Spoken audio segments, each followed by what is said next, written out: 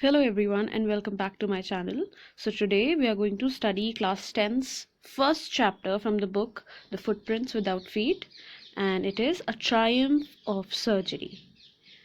So this is written by the author James Alfred Witt, who is known by his pen name, that is James Herriot. So pen name, what is pen name? When poets and authors don't want to reveal their actual identity, they use a pen name. So James Alfred Witt का pen name था James Herriot. So he was a British veterinary surgeon and a writer. Who's a veterinary surgeon? A doctor of animals. So he was a writer also. What he used to do, he used to use these many years of experience as a veterinary surgeon, और इसी के जो incidents उनके साथ हुए animals के, उनके owners के, उन्हीं को जेम्स आल्फ्रेड ने, जेम्स हैरियट ने, जिनका पेन नेम है, उन्होंने उसको स्टोरीज में यूज करा और काफी फेमस हो गए ये. तो इनके वर्क्स को कहा जाता है सेमी ऑटोबायोग्राफिकल वर्क्स. क्यों? क्योंकि एक तरीके से उनकी रियल लाइफ से रिलेटेड है, but also they are not totally true but a little manipulated. तो थोड़ा सा चेंज करके वो लिखते थे. So these were known as semi autobiographical works. So one of his famous semi-autobiographical work is If Only They Could Talk, which he wrote in 1970. This was so famous that there were many movies and television series made on these. So now let's start with the chapter. Okay, so now let's start. Look into the text. Tricky, a small dog, is pampered and overfed by his rich mistress. Okay, who's a mistress? A mistress is a woman in a position of authority or control, means the owner of this small dog, जिसका नाम है Tricky. Okay, तो अब ये बहुत ज़्यादा, she was very rich and that's why she had a lot of ways to pamper her dog. Tricky बहुत ज़्यादा पैम्पर्ड था और बहुत ही ओवरफेड. ओवरफेड मतलब जितना उसको खाना चाहिए था उससे बहुत ज़्यादा उसको खिलाया जाता था. Okay, so what happened? He falls seriously ill, and she then consults a veterinary surgeon. तो वो एक डॉक्टर को, एनिमल के डॉक्टर को कंसल्ट करती हैं. तो अब हम स्टोरी में देखेंगे, does he perform an operation and does the dog recover. इन दोनों सवालों का हमें जवाब मिलेगा. So let's find out. और हमारे जो 3 क्वेश्चंस दिए हैं, that is why is Mrs Pumphrey worried about Tricky. Now we get to know the name of the owner, that is the mistress. जो dog की जो owner हैं, she is Mrs. Pumphrey. Okay, तो ये क्यों परेशान है Tricky को लेके? What does she do to help him? तो क्या करती हैं? Is she wise in this? क्या वो सही करती हैं जो करती हैं अपने डॉग को हेल्प करने के लिए? ये भी हमें पता चलेगा. And what does I refer in this story? अब इसमें I किसको रेफर करा गया है? Okay, let's start. I was really worried about Tricky this time. I had pulled up my car when I saw him in the street with his mistress, and I was shocked at his appearance. So, इसमें I कौन है?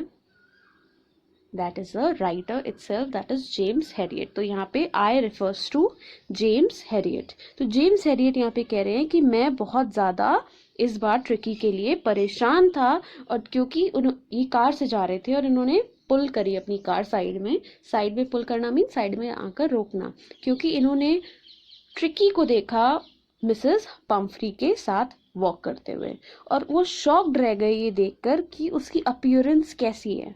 सो let's find out उसकी appearance कैसी थी. He had become hugely fat like a bloated sausage with a leg at each corner. वो कैसा लग रहा था?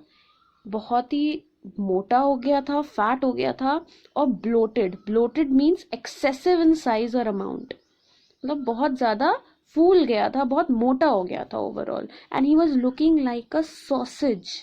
आपने देखा होगा, हॉट डॉग देखा होगा या सॉसेज देखा होगा, तो वो एक सिलेंड्रिकल शेप का आइटम ऑफ फूड होता है. Mostly they are non veg, क्योंकि वो पोर्क मीट को, मिंस्ड पोर्क होता है जिसको शेप दे देते हैं cylindrical. So that is a sausage. तो वो एक सॉसेज की तरह, मोटे से सॉसेज की तरह लग रहा था, जिसके चारों तरफ पैर लगे हुए हैं. So he was looking like that. His eyes bloodshot and roomy. अब उसकी और आंखें कैसी हो रही थी? bloodshot means inflamed with blood as a result of tiredness. जब आपकी आंखें एकदम रेड हो जाती हैं, आपकी वेन्स जो हैं वो विजिबल हो जाती हैं आँखों की, या तो वो टायर्डनेस की वजह से होता है, या सपोज आप रोए हैं तब हुआ हो, सो वट एवर रीज़न। तो इसकी आंखें ब्लड शॉट क्यों हो रही थी? Because he was very tired and Rumi. Rumi means watery. उसकी आंखें जो थी वो बहुत ही ब्लड शॉट और वाटरी हो रही थी, बहुत ही पानी आ रहा था उनमें। stared straight ahead and his tongue lolled from his jaws। तो अब इसका अपीयरेंस में और क्या बताया है, जो कि उसकी आंखें बिल्कुल थकी हुई लाल पानी पानी हो रही थी और सामने देख रहा था वो, और उसकी जो जुबान थी वो अपने मुंह से जॉस से बाहर आ रही थी। लॉल्ड means lying in a lazy or relaxed way, so it was just coming out. आपने डॉग्स को देखा होगा कैसे वो जब थक जाते हैं तो अपनी ज़ुबान निकाल लेते हैं, and they gasp for breath, so like that. Mrs Pumphrey hastened to explain. Hastened means होता है मतलब जल्दी से कुछ करना, तो शी स्टार्टेड एक्सप्लेनिंग कि वो ऐसा क्यों हो रहा है। He was so listless mister Harriet, he seemed to have no energy. I thought he must be suffering from malnutrition, so I have been giving him some little extras between meals to build him up, some malt and cod liver oil and a bowl of Horlicks at night to make him sleep. Nothing much really. तो ये inverted commas में है, and this means it is these are the words said by Mrs. Humphrey। तो Mrs. Humphrey ने फटाफट बताया कि वो इतना listless means होता है कि lacking energy और enthusiasm। तो मतलब कि वो इतना टायर्ड रहता है, इतना लिस्टलेस हो गया है कि कोई एंथुजियाज्म नहीं है।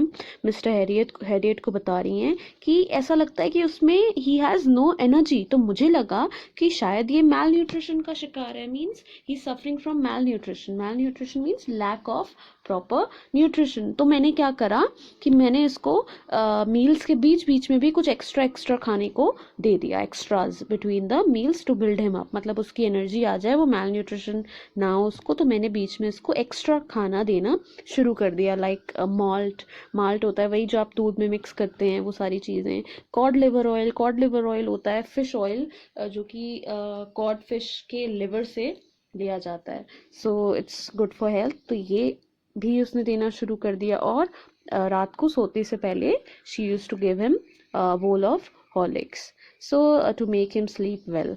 और फिर कहती हैं नथिंग मच रियली, मतलब इतना सब करने के बाद, मील्स के एक्स्ट्रास देने के बाद भी शी इज़ लाइक बहुत ज़्यादा कुछ नहीं, बट यही थोड़ी थोड़ी सी चीज़ें।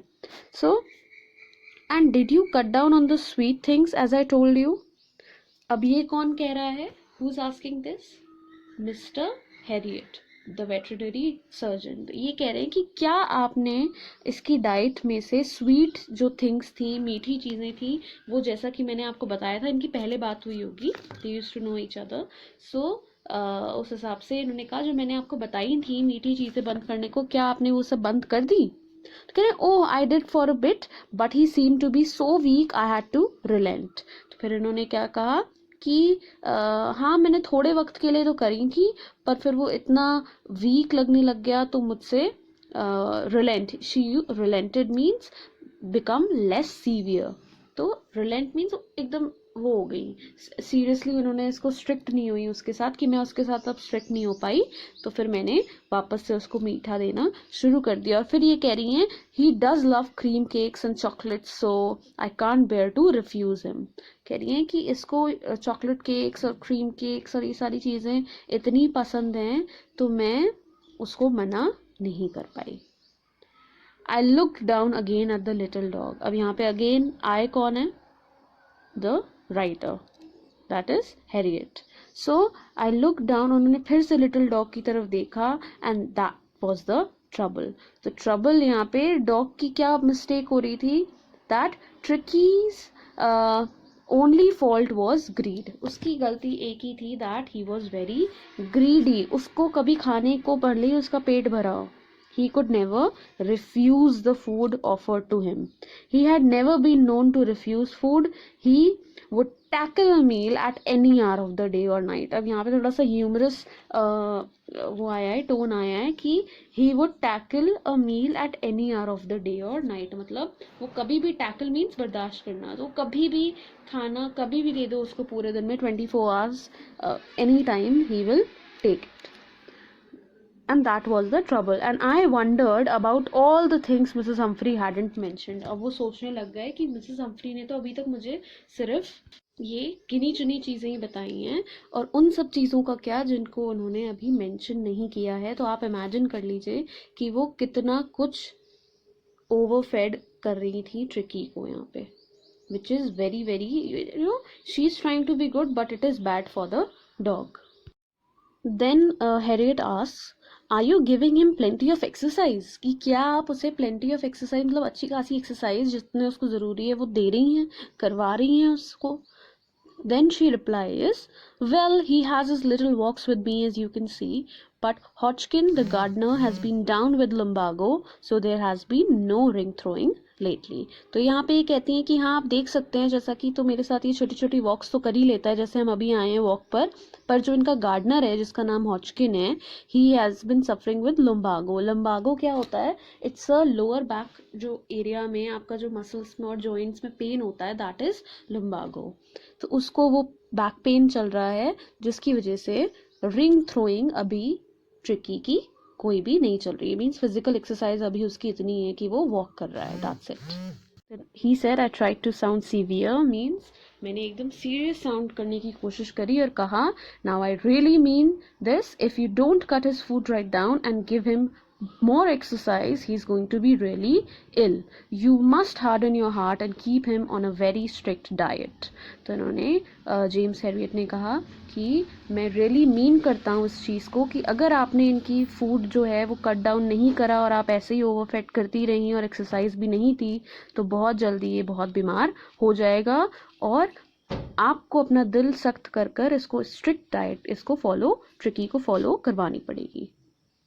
Mrs. Pumphrey wrung her hands and said, wrung her hands मतलब हाथ हिलाते हुए उन्होंने कहा कि oh, I will, Mr. Harriet. I'm sure you are right, but it is so difficult, so very difficult.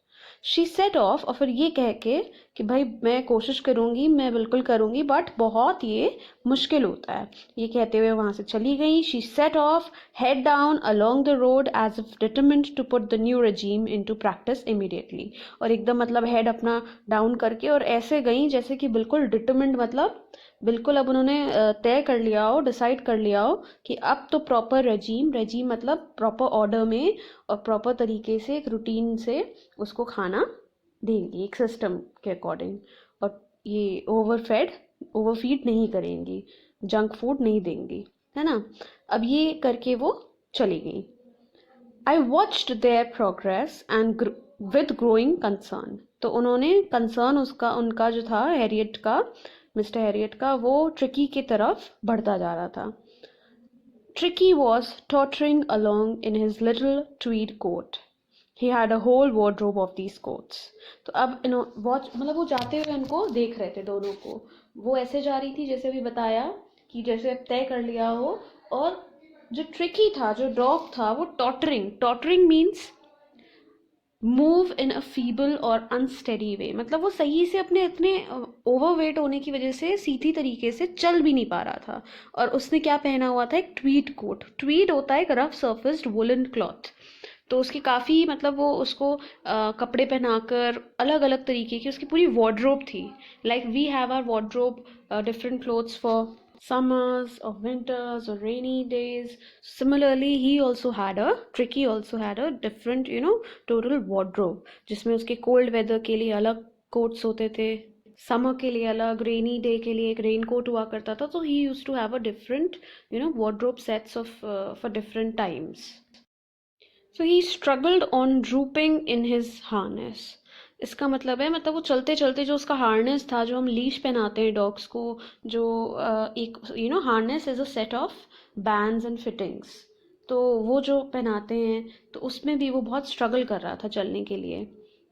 I thought it wouldn't be long before I heard from Mrs Pomfrey. तो उन्होंने कहा कि I as in mister Harriet, उन्होंने सोचा कि मुझे पता है कि कुछ दिनों में, क्योंकि इसकी हालत बहुत ख़राब हो रही है ट्रिकी की, तो ज़रूर मुझे कोई ना कोई कॉल आएगा इससे रिलेटेड. और as expected call came within a few days.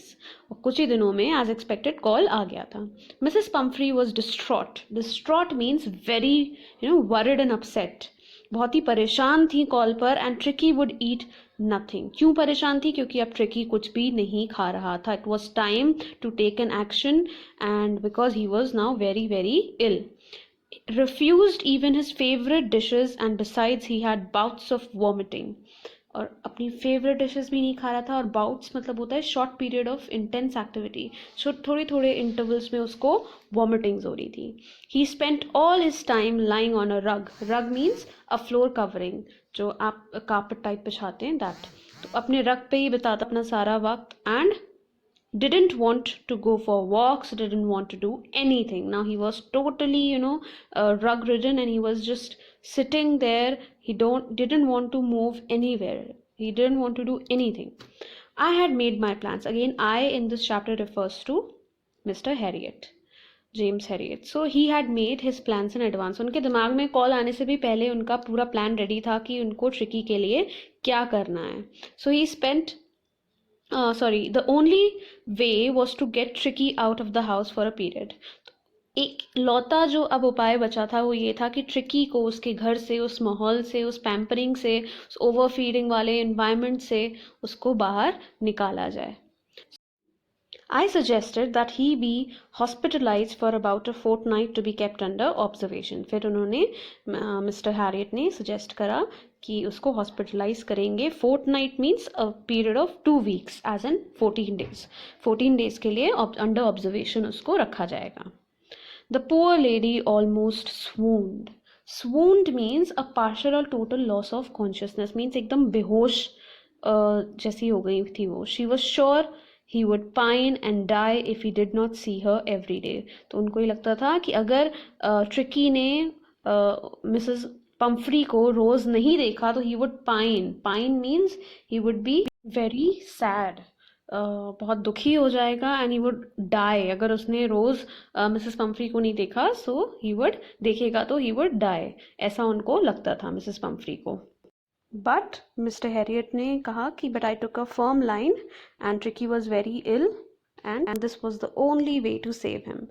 तो अब इन्होंने कहा कि मिस्टर हैरियट ने कि पर अब मैंने पूरा पक्का डिसीजन कर लिया था, और ट्रिकी बहुत बीमार। This was the only way to save him, and in fact I thought to best take him without delay. और उन्होंने सोचा कि यही तरीका है इसको बचाने का, और विदाउट डीले वो लेके गए, फॉलोड ट्रिकी को अपने साथ, followed by Mrs Pumphrey's wailings. I marched out to the car carrying the little dog wrapped in a blanket. और फिर पीछे से मिसेस पम्फ्री जो थी वो वेल कर रही थी। Wailings means crying with pain, रो रही थी बहुत ज़ोर ज़ोर से, पर फिर भी I marched out to the car carrying the little dog wrapped in a blanket. पर फिर भी वो मार्च करते गए, मतलब मार्च करना means walk quickly with determination. मतलब ये ट्रिकी को ठीक करने के डिटर्मिनेशन से उनकी वेलिंग्स को इग्नोर करते हुए, मिसेस पम्फ्री की वेलिंग्स को, ये अपनी कार की तरफ बढ़ते चले गए, और ट्रिकी जो कि ब्लैंकेट में रैप्ड था उसको अपनी कार में ले गए। The entire staff was roused and maids rushed in and out, bringing his day bed, his night bed, favorite cushions, everything, toys and rubber rings, breakfast bowl, lunch bowl, supper bowl। so जैसे ही जब वो जा रहा था तो Mrs Pomfrey के घर के जितने भी नौकर थे, जितने भी मुलाजिम थे, उन सबको वर्क पे लगा दिया गया कि कोई मतलब कोई मेड जो है वो ट्रिकी के बिस्तर लेके आ रही है, नाइट बेड अलग, डे बेड अलग, उसके बोल्स अलग अलग, लंच के, सपर के, ब्रेकफास्ट के, कुशन्स अलग, टॉयज़ अलग, रबर रिंग्स अलग। तो वो सारी चीज़ें मेड्स जो थी, जो उनके घर के सर्वेंट्स थे, वो ला रहे थे। Realising that my car would never hold all the stuff, I started to drive away. अब इन्होंने कहा कि मिस्टर हैरियट ने कि इतना सामान आ रहा था एक अकेले डॉग का, आप इमेजिन करिए। सो आप सोच लीजिए कितना पैम्पर्ड रहा होगा। सो उन्होंने सोचा इतना सामान तो मेरी कार में आ भी नहीं पाएगा। So what he did, he started to drive away.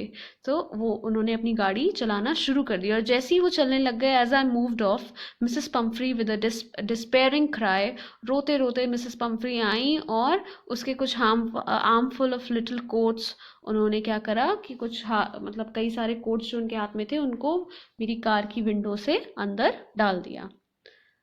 I looked in the mirror before I turned the corner of the drive. Everybody was in tears. और जब वो मुड़ रहे थे, मुड़ते मुड़ते उन्होंने अपने बैक मिरर से देखा, साइड मिरर से, कि पीछे सब, चाहे वो मिसेस पम्फ्री हो, चाहे वो उनकी मेड्स हो, सभी रो रहे थे. They were all in tears. तो आप सोचिए कितना अटैचमेंट उस डॉग के लिए, उस पूरे परिवार को, इंक्लूडिंग द सर्वेंट, सबको ही कितना अटैचमेंट था. Out on the road, I glanced down at the pathetic little animal gasping on the seat by my side. और फिर जब वो जा रहे थे तो उनके जो कार में ट्रिकी बैठा था, जिसकी हालत बहुत ख़राब थी, उनकी तरफ, उसकी तरफ हैरियट ने एक ग्लांस एज इन झलक उसकी देखी, जो कि he was gasping for air. मतलब सांस लेने के लिए जब तकलीफ होने लगती है, तो that is known as gasping. मतलब सांस लेना, short breaths. Like dogs you have seen, they take their tongues out and gasp for air. So side पे जो सीट पे बैठा हुआ था, उसको उन्होंने देखा and he was really pathetic, a pathetic situation. I patted the head and Tricky made a brave effort to wag his tail.